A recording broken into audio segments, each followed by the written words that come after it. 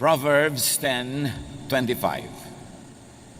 When the storm has swept by, the wicked are gone, but the righteous stand firm forever. Ang masama daw ay tinatangay ng unos, subalit ang matuwid ay naninindigan ng matibay. Who will survive? Lord, salamat po dahil kayo ay patuloy na nagtuturo, nagpapaliwanag, nagpapalalim ng aming pananalig. Sa sandaling ito, kayo po ang siyang mangusap. Kami po inyong turuan, kayo ang tinig na aming marinig. Pangaralan niyo po kami. At nawa ang mga aral na magmumula sa inyo, maging gabay sa araw-araw na pamumuhay, magbukas ng aming pananaw at makita namin na iyong kaluwalhatian. Be our preacher, our teacher, O God. We seek you in the name of your Son, Jesus. Who will survive? Laging yan ang tanong, laging yan ang concern ng marami. Pagka dumating ang mga malalaking mga crisis, how do you survive? How do you survive losses? How do you survive reversals in life? Yung mga pagdaan sa mga mahihirap na mga kalagayan. A reversal in fortune broke Job's wife. Ang asawa po ni Job, nung nakaranas sila ng napakaraming pagbabago ng kanilang buhay, nasira ang kanyang paninindigan at pagkatao. Job 2:9-10, his wife said to him, "Are you still maintaining your integrity? Curse God and die." And this happens because changes break or make people. Pwede ang pagbabago ay makabuo o makasira sa tao. Changes could really make or break people. And in this instance, the wife of Job was broken. Meanwhile, the same reversal made Job. Naghirap sila, nakaranas ng mga karamdaman si Job, subalit lalo siyang nabuo. He replied to the wife, "You are talking like a foolish woman. Shall we accept good from God and not trouble?" In all this, Job did not sin in what he said. So changes can break or make people. The wife got broken, Job got and become more whole. Because the same heat that melts the wax hardens the clay. Yung mga pagsubok na dumadaan sa person na 1, pwedeng siya ay mag-iba. Meron namang si person 2, lalong tumibay. The same pagsubok. But whatever and however we react, there is something that is sure. Life can be full of changes. Nagbabago ang takbo ng buhay. Hindi ko maginhawa ay laging maginhawa, at hindi rin naman ko mahirap ay laging mahirap. Hindi dahil laging masaya, puro saya, hindi rin naman puro lungkot. Gumugulo nga, sabi nila, itong wheel ng buhay. At hindi mo alam kung ano pwede mangyari. Pwede ang saya mo ngayon, bukas mas masaya pa. Tapos sa susunod, mas higit pang masaya, o kaya masaya ka ngayon, bukas pa na malungkot. Proverbs 27:1, you do not know what a day may bring. Walang nakakaalam. Hindi mo alam kung gaano kahaba ang buhay. Sabi sa Luke 12:20, but God said to the foolish man, you fool, tonight you will die. Then who will get what you have stored up? Puro ka ipon ng ipon, puro ka payaman ng payaman, nalimutan mo ang ibang mahalaga sa buhay. Kung nabawian ka ng buhay ngayon, sino makikinabang sa pinaghirapan mo? Bakit hindi mo pinakinabangan ang pinaghirapan mo? Iba lang ang makikinabang yan. Hindi natin alam kung ano ang kasunod ng oras na ito. Because change keeps happening. Laging nagbabago. But though some details change, some general factors, some general configurations do not change. Merong sobrang nababago, meron naman ang liit-liit ng pagbabago. Tulad ng nakaikot na sa orasan ng buong 360 degrees yung kamay na pang seconds, pero yung kamay na pang minute, 1 degree pa lang ang ginalaw nun. Kapraso pa lang ginalaw niya. Samantalang nakaikot na ng buong ikot yung hand ng seconds. Meanwhile, nakaikot na ng buong ikot yung hand for minutes, kapraso lang iginalaw nung for hour. Ganun. May mga malalaki, may mga maliliit na nangyayari, pero laging may nangyayari. Ecclesiastes 1, 5 to 7. The sun comes up, the sun goes down, it hurries back to where it started from. So you think nothing changed, but the position of the earth has changed in relation to the sun, and the position of the sun had changed in relation to the entire galaxy. Maraming pagbabago, maliliit at malalaki. The wind blows south, the wind blows north, round and round it blows, over and over again. Yan ang isang nature ng kalikasan, paulit-ulit. All rivers empty into the sea, but it never spills over. One by one, the rivers return to their source. Ang lahat daw ng tubig ng mga ilog ay pumupunta sa mga dagat, nagiging maalat, mag-evaporate, magiging ulap, uulan uli, magiging fresh water na naman sa mga ibabaw ng bundok, pupunta na naman sa ilalim ng lupa, magiging spring, tapos lalabas sa mga ilat, sa maliliit na mga batis hanggang maging ilog uli, paikot-ikot ang tubig. Nasabi nila wala ni isang patak ng tubig na nawala o nadagdag dito sa ating planeta mula no ito'y nilikha. Ecclesiastes 1:4, generations come and generations go, but the earth remains forever. Nagiging personal pagka namatay ang mahal mo sa buhay, pero kahit na magkamatayan lahat ang napakaraming tao, may mga isinisilang naman, mayroong lumalaki, may papaliit, may papatanda, at mayroong pumupunta na sa second childhood nila, may lumalaki ang katawan, may umuurong dahil tumatanda na, but the earth remains constant. Kahit pa nga ang isang tao ay bumalik sa alabok ang kanyang katawan, nasa earth pa rin. Kahit umalis yun sa alabok, pumasok sa puno ng papaya, nakain ng tao, pumasok sa katawan ng tao, nasa earth pa rin yung element. And no matter who gets born or who dies, the genetic pools of humanity remains the same. The composition of the earth remains the same. Some things change, but many things just remain as they are. But even if the earth changes, or even if the earth seems to change, it does only in constant cycles. Cycles, mahalagang word, mga kapatid. Kuminsan, sinasabi mo, ay, papaginaw na doon sa mga panahon na lugar na may winter. Pero cycle lang yun. Mamaya, aaraw na naman, iinit na uli. Aaraw, lalamig, iinit, paulit-ulit lang. So wala naman talagang natatapos. Everything is eternal. Everything is endless.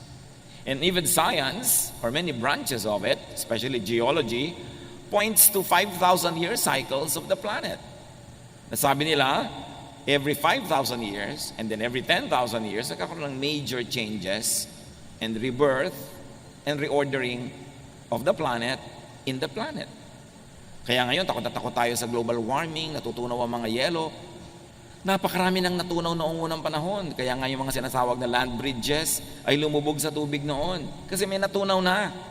Bago pa itong ngayon. At nanatili naman ang mundo. Nanatili ang buhay.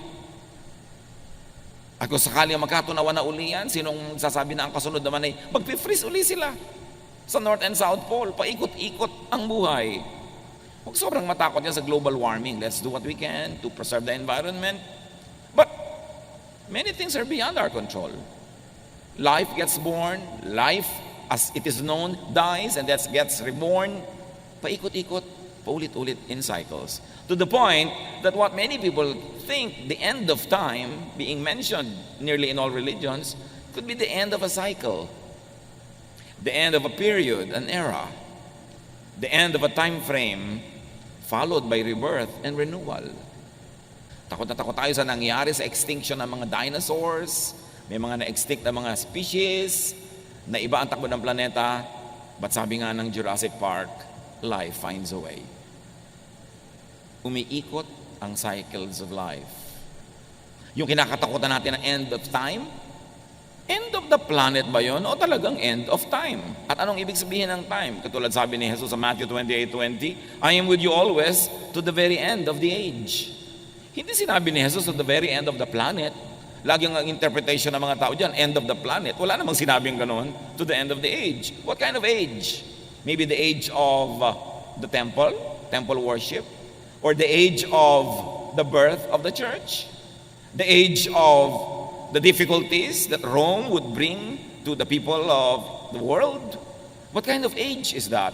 Tapos ang sinasabi ni Jesus, hanggang magsara ang oras, nandun ako. Pero anong oras yon? Kasi pag may nagsarang oras, may nagsisimula uling bagong oras. Tulad nung araw, kasabihan, matulog ka pa sa alas 4. Nagtataka mga tao, ano kaya alas 4 at mabilis ka pa sa alas 4? Kasi nung araw, dyan sa may Metropolitan Theater, sa may post office building, malapit sa Pasig, meron diyang ice plant. At pagpitada ng alas 4, tutunog ang sirena, ang mga tao off na sa trabaho. At yung iba, pagpitada, nandun na sila sa gate, ang bilis silang lumabas pa uwi, kaya sabihin, mabilis ka pa sa alas 4. Pero nung natapos ang oras ng trabaho sa alas 4, nagsimula naman ang oras ng kanilang private life. So pag may natatapos na oras, may nagsimulang bago. Huwag kang laging matakot sa end of time. Because whenever there's an end, there's a new beginning. 1 Corinthians 10:11, these things happened to them as examples and were written down as warnings for us, on whom the culmination of the ages has come. Kita nyo sa Corinthians, sinasabi, ito isinulat para sa atin, babala sa atin, sa panahon natin, dumating na ang end of time. 2,000 years ago na yan Ibig sabihin, yung end of time na yun, hindi end of all time and of the planet, end of some time that was known to them. A kind of epoch, a kind of era, a kind of period characterized by certain qualities that would end because other qualities would be born. 1 Peter 1:20, he was chosen before the creation of the world, but was revealed in these last times for your sake. So Peter was referring to Jesus. Sinasabi niya, bago pa nilikha ang mundo, siya inapili na isusugo. At ngayon, isinugo na ngayong mga huling araw. Again, 2,000 years ago na yung mga huling araw na yon. So yun na yung mga huling araw ng ano? Huling araw ng Judaism? Huling araw ng rule ng Rome over Israel? Huling araw ng ano? Pero hindi sinabing kahuli-hulihan ng lahat-lahat ng panahon. Which of course, religion sometimes misreads, misinterprets, and scares everybody with it. Acts 2:17, in the last days, God says, I will pour out my spirit on all people. Dumating ang Espiritong Banal, napuspos ang mga alagad ni Jesus na nagtitipon-tipon sa isang kwarto. At nung sila'y puspusin ng Espiritu, naglabasan sila speaking in various tongues, in many different languages. At nung ipinapaliwanag ni Pedro yung phenomenon na ito sa mga taong hindi nakakaunawa, sabi niya, hindi ba? Sabi ni Prophet Joel, in the last days, God will pour out His Spirit on all people. Heto na yun, nangyari na. God poured out the Spirit and these people are speaking in the Spirit. Pero yung tinutukoy na yun ni Pedro, Acts chapter 2, happened 2,000 years ago. Yun na pala yung last days. E di kung last days yun, dapat wala nang today.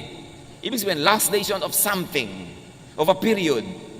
And in fact, it could be read as last days of being governed by the law of Moses, because now they would be governed by the law of love through the Spirit. So, days ended, the days of Moses, and the beginnings of Jesus, the Jesus time for His church began. If you like to read it that way. So, wag lagi tayong natatakot sa mga end, sa mga changes. Tulad ng meron tayong mahal sa buhay, matatapos ang kanyang buhay dito sa lupa, siya ay malalagotan ng hininga, hindi yun nakakatakot kasi pagkatapos ng panahon na yon, may bagong panahon na magsisimula sa kanya. Because everything repeats, everything runs in cycles. Life is indestructible. Tuloy-tuloy ang buhay. Naiiba lang ang ating consciousness. 1 John 2:18, this is the last hour. And as you have heard that the Antichrist is coming, even now many Antichrists have come. This is how we know it is the last hour. And again, this was written in the first century. As sinasabi din dyan, ito na yung last hour. End of the world? No. End of a world. A certain world as people lived it. As people knew it. As people defined the world by. That hour of end had come. The beginning of the age of the Spirit became very, very clear. 2 Timothy 3:1, but mark this, there will be terrible times in the last days. And if you like to look at the history of Israel, the context of all of these writings, those last days were the last days of Israel as a nation under the temple, because Rome destroyed the temple and Jerusalem and dispersed all the Jews. So that age ended. Not the world, not the planet. So changes. Huwag tayong matakot sa change. Hindi naman natin kayang pigilin. Ayan, ang mga anak mo lumalaki na. Daddy, hindi na tayo ang kausap ng mga anak mo kung sino-sino na ang kausap sa text. Darating Kaya naman dapat yung mga bata marunong mag-assure sa mga magulang na bagamat nagkakaroon sila ng mga kaibigan, may mga iniibig-ibig sila dyan, na yung magulang nila, priority pa rin mahal nila para hindi matakot yung mga magulang sa change. Lalo pag may mga anak na nag-asawa, biglang ang tao na lang sa mundo yung asawa niya, nakalimutan na yung magulang. So, merong time na nag-change, nag-end. What was that? Nag-end na ang panahon na anak natin siya. Naging asawa na lang siya ng iba. So, dapat yung ganun mga kind of changes, kinukusyon natin yung impact at binibigyan natin ng assurance ang mga stakeholders in our lives na tuloy ang buhay. May naiba lang na elemento, a certain element of that world ended, but a new world begins. Dati, ako lang po ang anak nyo, ngayon nag-asawa na ako, dalawa na kami. Hindi nyo siya naging kahati sa aking pagmamahal, kundi naging katulong ko pa sa pagmamahal sa inyo. Dapat ganun yung mga assurances para hindi natatakot ang mga tao sa change, kundi nagiging beneficial pa nga yung change. Ecclesiastes 3:1, there is a time for everything and a season for every activity under heaven. At inisa-isa yon, there's a time to be born and there's a time to die. Walang katakataka doon. So, pag tinignan nyo ang isang bagay with your naked eye, parang walang nangyayari. Pero pag tinignan nyo sa microscope, ang dami pala nangyayari. Kahit yung kalangitan, pag tinignan nyo with the naked eye, parang the same naman lahat. Pero pag nag-telescope ka, ang dami pala nagagalawan dyan, ang dami mga nangyayari. So, nasa pananaw lang natin yan. Kailangan nakikita natin, na-appreciate natin ang mga paggalaw ng mga planeta, ang paglubog ng araw, dahil para sumikat uli siya, from the point of view, of course, of the rising and the setting of the sun. But life is about change and also non-change. Some things change, some things do not. When change comes, those with set ways will be unable to bend with the wind. Ang mga sobrang pinanigasan na ang paraan ng pag-iisip, ayaw nang baguhin. Pinanigasan na ang paraan ng pamumuhay, ayaw nang ibahin. Pag dumating ang pagbabagong hindi maiiwasan, hindi sila makayuko sa ihip ng hangin tulad ng kawayan, pwede silang mabali o matumba pag ihip ng hangin. Kaya matibay ang kawayan, anumang bagyo, yumuyuko lang sa hangin, sumasayaw, pagkatapos ng hangin, tayo uli. Pero yung mga nagmamatigas, yung mga sobrang titibay daw na puno, pag mas matibay yung hangin na dumadaan, nabubunot sila o natutumba o nababali. Ganon din ang tao. Pag hindi ka marunong lumaro sa panahon, ikaw ay isang magulang, nag-asawa na ang anak mo, hindi ka marunong sumabay at sumayaw sa panahon, gusto mo everything's the same, makikipag-compete ka pa sa iyong manugang, pwede kang manalo, pero malamang naman talo ka. Kasi hindi ka sumasabay sa ihip ng hangin. May pagbabago sa buhay ng iyong anak, nagkaroon siya ng asawa, enjoyin mo yon, mag-accommodate ka noon, huwag mong labanan. Kasi yun ay isang uri ng pagbabagong di maiiwasan. Dumatating ang panahon na ang tao ay tumatanda, hindi na niya kayang umakyat ng mga kung ano-anong matataas, nahihirapan na siya magbiyahe, tapos sa panahon pa na yun mo ipagpipilitan na gawin ang mga hindi mo ginawa nung araw, mahirap gawin. Because for everything there is season and a time for every matter under heaven. Kaya mahalaga rin naman sa ating mga magulang, yung mga bata, hayaan natin maging bata. Pagkabataan na, hayaan maging kabataan, kasi may panahon para sa lahat. Pag lumipas ang kabataan na yan, pag ginawa niya yung pagmatanda na siya, anong gagawin niya? Magbabata-bataan siya. Medyo alangan na. Kaya dapat pinapayagan natin ang mga tao na kung anong hinihingi ng panahon, ng estado, ng lagay ng kanilang buhay, ay maganap. Let us not advance children to adulthood. There's a lot of time to be old. Let children be children and do not rob them of their childhood. When change comes, those with set ways will have a hard time surviving or thriving. Mga political families, for instance, sanay na makapangyarihan, maluwag ang lahat, tapos biglang natalo sila halimbawa sa eleksyon. Pag hindi sila naka-adjust, anong gagawin nila? Tatalon sila sa bangin? Makikita mo yung mga survivors, ha? Ang galing ng pamilyang ito, from top to bottom, masaya pa rin, buhay pa rin. These are the people who will survive. Hindi yung dati kayong mayaman, naghirap kayo, puro na kayo ngayon lungkot at puro kayo pagmumukmok.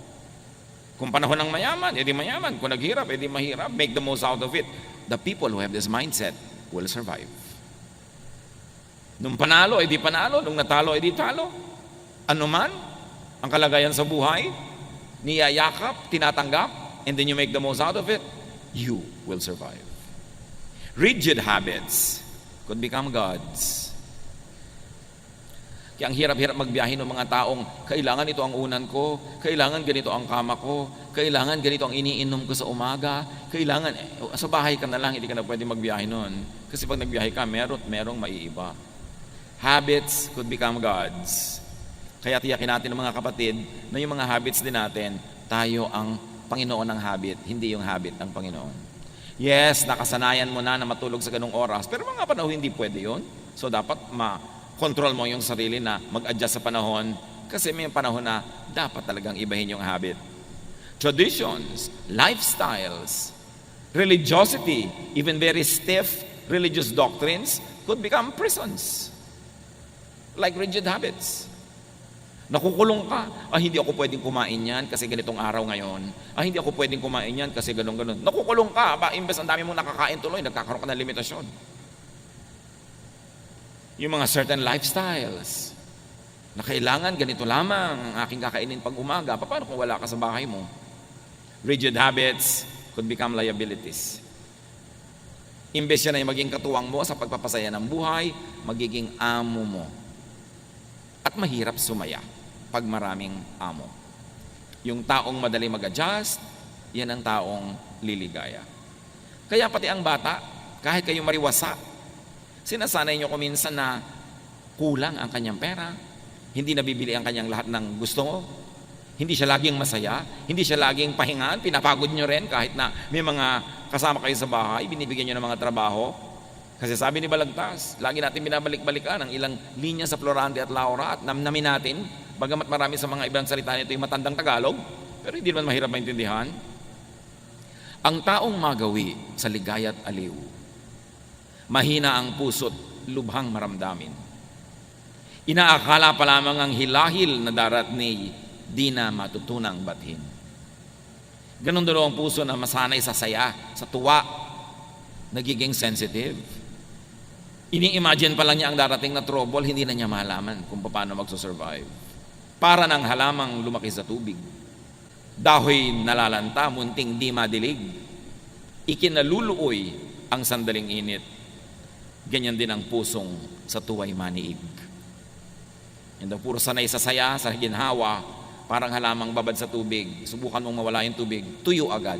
Mabuti pa yung cactus, kahit isang linggo ng tuyo, buhay pa rin. Kasi sobrang nasanay sa ginawa. Sabi nila, ibang-iba na mga bata ngayon. Pero ang totoo, ibang-iba ang mga magulang ngayon. Sobrang magpasunod. Yung tatay at nanay sa umaga, yuyuko na sila sa lupa dahil lalabas ang anak nila sa kwarto. Sambahin ang anak. Napakaraming ganon. Munting kahirapay, mamalaking dala. Dibdib palibhasa, hindi gawang magbata. Hay bago sa mundo'y walang kisap mata, ang tao'y mayroong sukat ipagdusa. Galing ni Balagtas. Sabi niya, hindi ka sure. Isang kisap mata o kalahating kisap mata pa lang, kalahating kurap mo, pwedeng maiba ang yung fortune, maiba ang yung buhay.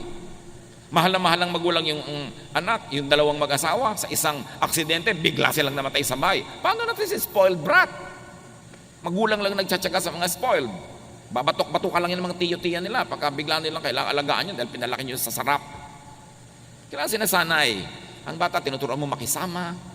Pag kumakain sa inyong bahay, magligpit ka, o may nalaglag, linisin mo yan. O huwag mong itapon-tapon yung mga sabaw dyan. Kasi oras na kumain sila sa bahay ng iba, lalo yun ang mag-aalaga sa kanila dahil nawala kayo sa mundo, kakainisan niya mga yan, yung mga batang yan, pag hindi sila marunong makisama, pag hindi sila marunong maglinis, pag hindi sila marunong tumulong. So train them for their own survival. Because life can change. Reversals can happen. Fortune could become misfortune. At habang lumalaki naman mga bata sa hirap, turuan nyo rin naman na kumain ng tama, humawak ng mga kubyertos ng tama, dahil baka naman sakaling umasenso ang inyong buhay at makarating sila sa maraming mga magagandang mga pagtitipon, kung kumakain sila na parang sa labusab, di syempre, nakakadirihan naman sila. Sanayin mo rin. Dahil ang kahirapan naman, pwede rin mabago baka umasenso din. Malamang, lalo ko ang tao'y naghahanda sa pagbabago. The righteous, meaning the wise, adapts to changes. Importante yan. Pag sinasabi sa Bible na righteous, Ang madalas doon, hindi ibig sabihin religious morality. Ang ibig sabihin ay pakikitungo, pakikipagkapwa na mabuti. So the righteous, the wise, adapts to changes. The righteous and the wise trains for changes. Proverbs 22:3, a prudent man sees danger and takes refuge, but the simple keep going and suffer for it. Now, the simple means the foolish in this particular usage. Ang matalinong tao, nakikita niya sa banda ron, may panganib, umiiwas na siya agad. Good leaders, pag gumagawa sila ng desisyon, alam nilang pag itong ginawa ko desisyon sa banda doon, yun ang magiging problema nito. Ito, pag itong ginawa ko sa banda doon, yun ang magiging problema. May foresight. At habang maaga, iniiwasan yung pwede maging problema sa pamamagitan ng paggawa ng tamang desisyon ngayon. Luke 12:54-55, he said to the crowd, Jesus that, saying, when you see a cloud rising in the west, immediately you say, it's going to rain. And it does. And when the south wind blows, you say, it is going to be hot. And it is. So read signs of change and adapt. Meaning the wise, the righteous, the godly knows and respects God. And therefore, the wise, the godly harness the laws of God and nature. Hindi ka lumalaban sa kalikasan, sumasakay at sumusunod ka. Ayaw mong anurin ka ng baha, tuwing may malaking baha, huwag kang tumira sa tabi ng ilog. Ayaw mong abutin ng baha ang iyong sahig, itaas mo. Ayaw mong tamaan ng hangin ang iyong bahay, doon ka sa gilid ng mga bundok na may babangga sa hangin at hindi yung bahay mo. Igalang ang kalikasan. Romans 1:20, for since the creation of the world, God's invisible qualities, His eternal power and divine nature have been clearly seen, being understood from what has been made, so that people are without excuse. Wala daw excuse sa mga tao kasi ipinakilala ng Diyos ang sarili niya sa pamamagitan ng nilikha niya. So you want to know God? Know nature. You want to obey God? Obey the rules of nature. Because God is the author of natural law. Yun nga maraming religious laws, hindi mo pa sure kung God ang gumawa o priest lang o pastor lang o religious leader lang. But the law of nature, only God can make nature, so sure ka na God ang gumawa ng law of nature more than any other law made by humans. Kaya sabi, gusto mong lumigaya sa buhay, tignan mo ang mga ginawa niya at sundin mo ang natural law. Who will survive? Those who will survive are those that face, welcome, embrace, ride the waves of change. Kahit sa kasaysayan ng mga bansa, ng mga kabihasnan, ng sarili nating bayan, ang namamayagpag, ang nagwawagi, ang nananaig, yung marunong kumilala sa pagbabagong hindi pwedeng iwasan at uma-adapt agad, nag-a-adjust agad sa pagbabago. For better or for worse of the entire system, individuals who adapt easily are the ones who are able to make the most of it. Kumisa nga, kataksilan pa yan sa bayan eh. Katulad nung dumating ang mga Kastila sa ating bansa. Merong mga ayaw tanggapin yung mga Kastila, lumaban. Meron naman mga nakipagsabuatan agad, kumampi. At the end of the day, nung nagwagi yung mga Kastila, sila yung mga kasama sa wagi. That was not good for our nation, but for them individually and for their families, they benefited. May mga sahimagsikan natin laban sa mga Kastila na lumaban para makatayo ng kalayaan. Nung dumating ang mga Amerikano para agawin yung kalayaan na yun, at nakita ng ibang, ay, walang panalo sa mga Amerikano, sobrang lakas nila, ang yaman-yaman nila. Yung iba, kumampi agad sa Amerikano. Pinagtak sila ng bayan, pero yung family nila nakinabang. Sila agad itong mga gobernador, sila agad itong mga appointed leaders, kasi nakipagsabuatan sila. Ganon din ang panahon ng Hapon. Ngayon, you should let your morality dictate how you would adapt to changes. Maninindigan ka ba para sa tama o kakampi ka agad sa mali dahil lang parang siya yung mananalo? Dapat alam mo lang na, yes, maraming pagbabago sa buhay. Ano ngayon ang gagawin mo sa mga pagbabagong ito? Saan ka dapat manindigan? Kaya naman yung mga nagkampihan agad sa Hapon, nung bumalik ang gobyerno ng Pilipinas, Nung sinakop muli ng mga Amerikano ang Pilipinas at nakuha uli sa Hapon, sila na naman yung amo, o ipinagkukulong naman yung mga kumampi sa Hapon. Kasi po bago-bago ang mga pangyayari. At pag tinignan nyo ang political landscape, yung mga pinakamabilis magbalibaligtad ng kanilang mga prinsipyo at paniniwala at membership, sila yung madalas wagi. Isa lang yung ibig sabihin nun, hindi sa tama o maling ginagawa nila, kundi yung marunong mag-adapt, yung marunong mag-adjust, yun ang nagsusurvive. The progressive survives more than the conservative. Kasi yung conservative, buong karoman, tikuhan niyang niyayakap yung papaalis na o wala na, habang tinatanggihan niya yung nandyan o yung paparating. So ang mangyayari, pag naghari yung paparating, wala siyang hawak, kundi yung lumipas na, natapos na. Those that learn to make the most out of any and every situation will survive. Those that adapt, those that teach themselves to be satisfied with the best that could be available at the moment. Philippians 4:11-13. I am not complaining about having too little. I have learned to be satisfied with whatever I have. I know what it is to be poor or to have plenty. And I have lived under all kinds of conditions. I know what it means to be full or to be hungry, to have much or too little. Christ gives me the strength to face anything. Yan ang sinabi ni Paul. Sa meron at wala, sinisikap kong maging makabuluhan at kung pwede pa'y maging masaya. Pinalalakas ako ni Jesus para harapin ang hindi pwedeng talikuran, tanggapin ang hindi pwedeng tanggihan, hayaang mangyari ang hindi ko kayang ibahin. Ang malulungkot sa buhay, yung lagi ang hinahanap ay wala. Daddy, mag-abroad ka na, wala tayong kapera-pera. Tapos ang nag-abroad, Daddy, miss na kita. Pinag-abroad na eh. Di ba? Tingnan mo na lang yung picture. Total, marami na ngayong paraan para mag-uusap kayo. Pero huwag mo siyang lagi, I miss you, tuloy uuwi na. Pag umuwi na, ba't umuwi ka na? Enrollment na. Hindi na malaman ng tao kung saan siya pupunta.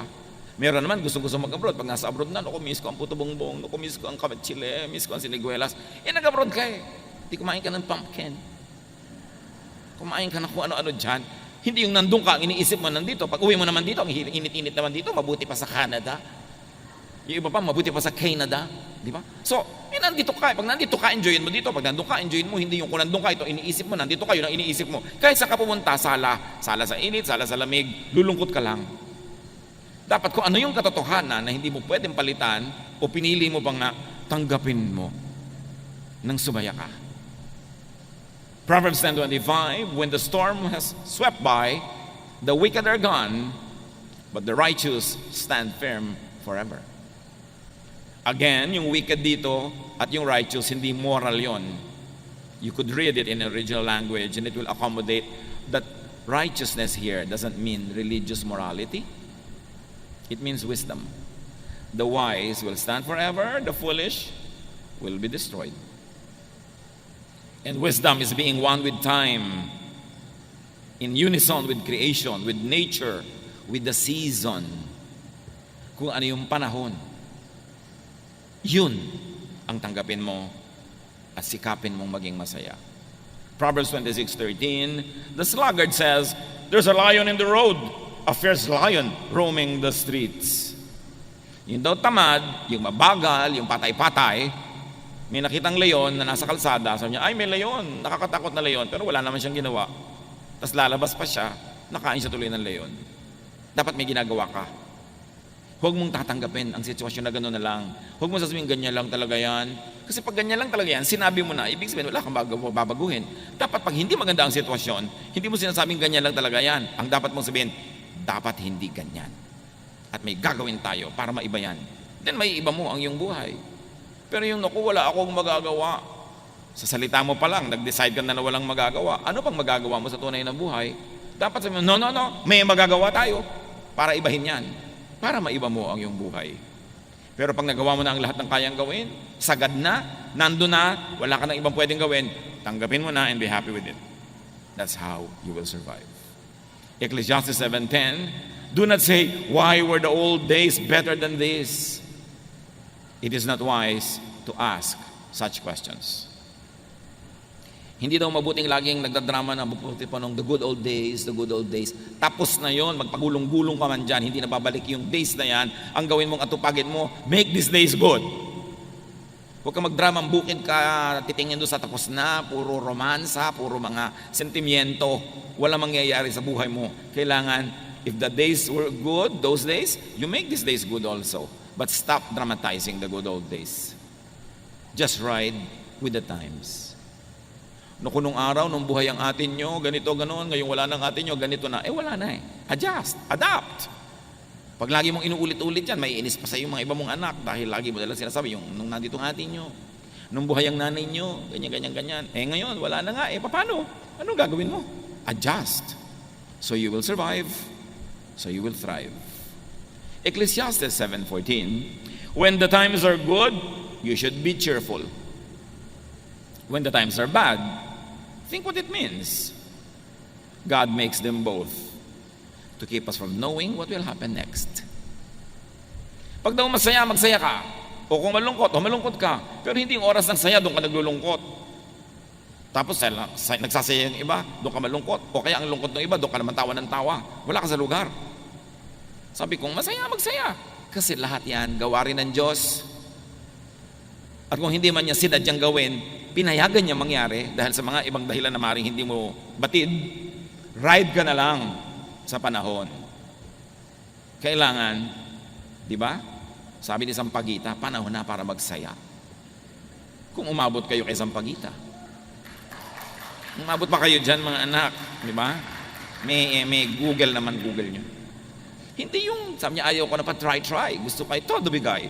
Kasi kung masaya, nisayahan na. Huwag nang pigil-pigilin ng mga sarili. Kasi baka bukas, lungkot naman eh. Tapos manghihinayang ka. Tulad ng ang dami ang pagkain, nag-iinarte ka pa, ayaw mong kumain. Pag uwi mo, sayang naman, hindi ko nakain. Sayang, hindi ko nalulun yung buong baka. Kasi hindi mo pa ginawa nung nakahain. Kung ano yung meron sa iyong kamay ngayon, yun ang enjoyin mo. Just make the most of time.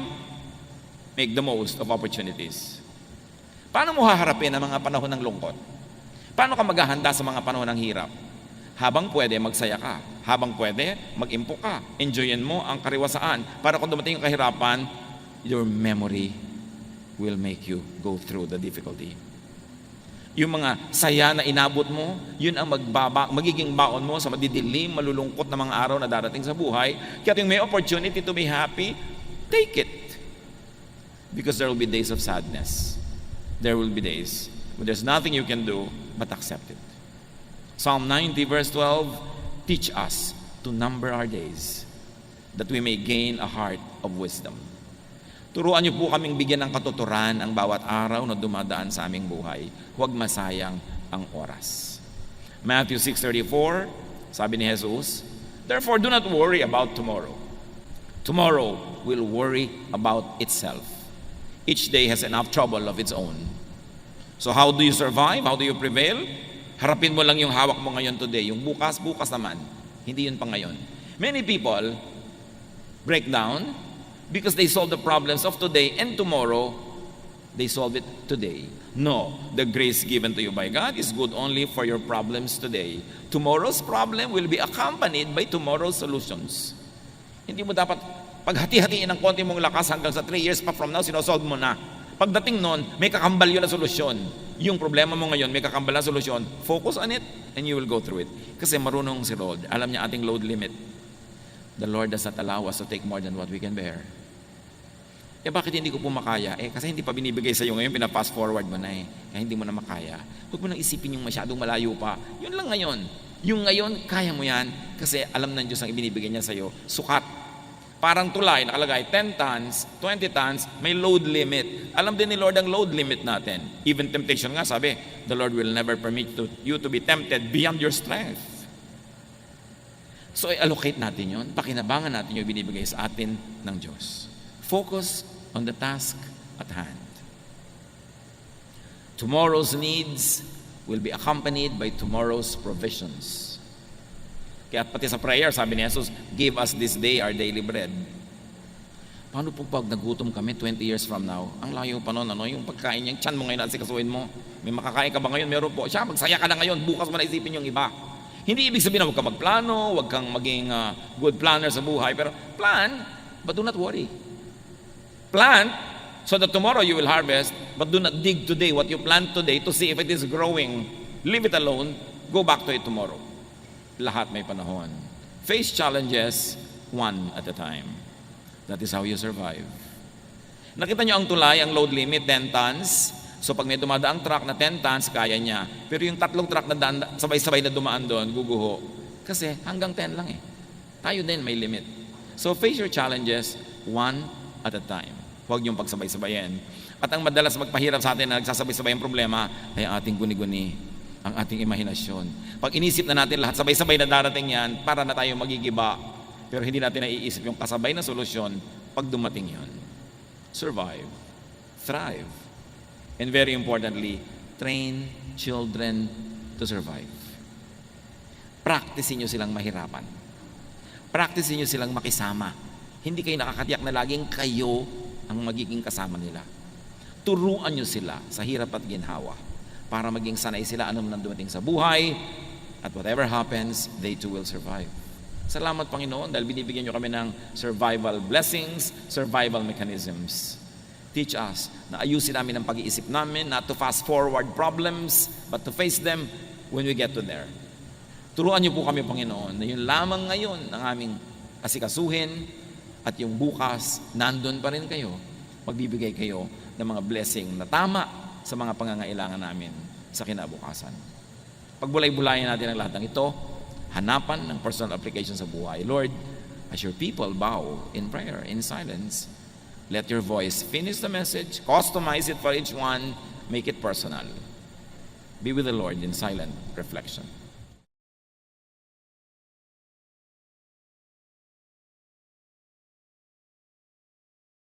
Love to you, mga pamangkin. Dito tayo mag-aral ng salita ng Diyos. Dito tayo mag-aral ng mga practical na bagay, magdalanginan para sa isa't isa, makinig ng mga mensahe, at dito tayo magsasama-sama spiritually sa ating official Ed Lapis YouTube channel na ang address ay Sabi ni Kuya Ed. Remember, dito tayo ha, Sabi ni Kuya Ed, ang ating official YouTube channel.